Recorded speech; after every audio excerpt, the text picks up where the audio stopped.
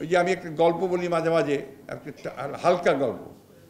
সেটা হচ্ছে যে আপনার ওই যে এক লোক জীবনযুদ্ধে পরাজিত, সে আপনার আত্মহত্যা করে বলে সিদ্ধান্ত নিয়ে নদীর পাড়ে, উঁচু নদীর পাড়ে গেছে, ওখান থেকে ঝাঁপ দিয়ে খরস্রোতা নদী সে মারা যাবে, এটা ডিসাইড করছে, আত্মহত্যা করে। ছেলে বউ সবাই তার উপর বিরক্ত হয়ে সে কিছু করতে পারে না, আয় করতে পারে না, রোজগার করতে পারে না, খাওয়াতে পারে না।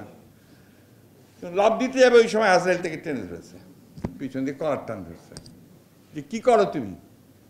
আমি তো মরতে চাই, আত্মহত্যা করতে চাই, কারণ আমি তো ব্যর্থ হয়ে গেছি। না, তোমার লাভ নাই তো, তুমি তো মরে গিয়ে মরতে পারবা না, তুমি মরবা, পানি খাবা, ঝাঁপ দিবা, পানি খাবা, কিন্তু মরবা না, কারণ তোমার সময় এখনো হয় নাই। আল্লাহ তোমার সেই টাইম এখনো লেখে নাই।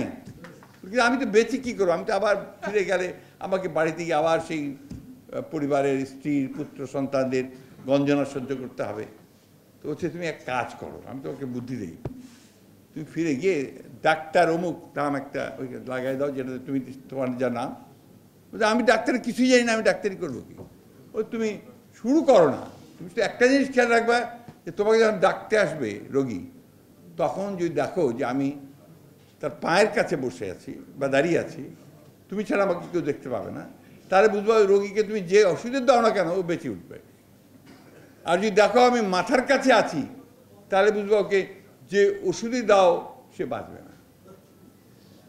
তো এই আরও কিছুদিনের মধ্যেই তো সে আপনার ডাক্তারি শুরু করলো, কেউ রমরমা প্র্যাকটিস। আর এই ধন্বন্তরী ডাক্তার, যাকে বলে বাঁচবে সে বাঁচে, যাকে বলে মরে যাবে সে মরে যায়। সুতরাং তারপর কিছুদিনের মধ্যে বাড়ি টাড়ি গাড়ি সব হয়ে গেল। এই 4-5 বছর পরে যখন আপনার একদিন এই বাসায় প্র্যাকটিস সেরে বাসায় ফিরে এসছে, আপনার বিছানাতে আপনার খুব আরাম করে শুয়েছে, মাছের মুড়ো ঘণ্ট দিয়ে ভাত টাত খেয়েটে পাঞ্চি বুঝে শুয়েছে।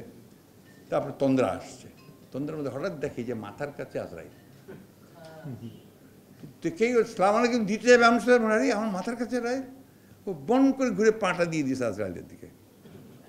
আবার যখন মুহূর্তের মধ্যেই আবার দেখা যায় আবার মাথার কাছে, তো বন বন বন করে ঘুরতে শুরু করেছে।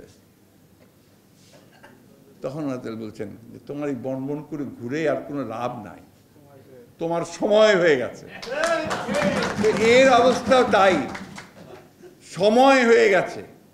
ঘোরাঘুরি অনেক করেছেন, বহু করেছেন, এখন দয়া করে ঘোরাঘুরি বন্ধ করে সঠিকভাবে যেন আপনার দাফন টাফনটা ঠিক মতো হয়, আপনি যেন মানুষ আপনাকে মনে রাখতে পারে, সেইভাবে কিছু চিন্তা ভাবনা করে আপনারা সিদ্ধান্ত নেন।